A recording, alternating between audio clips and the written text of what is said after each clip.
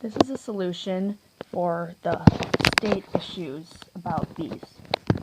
On this whiteboard here we have the typical configuration of crop fields in Illinois, with crops on one side and crops on the other, in this big empty space of state-owned land that the farmers don't really use for much of anything.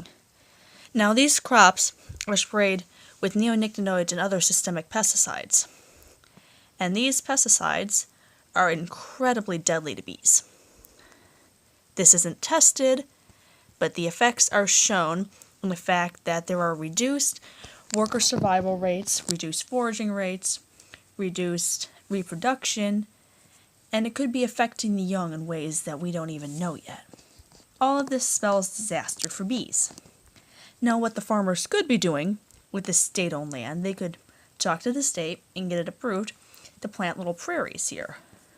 And these prairies would have plants that were always in bloom, flowering plants, so the bees would have a constant supply of flowers and food that were not affected as much or at all by the neonicotinoids that are applied to the plants.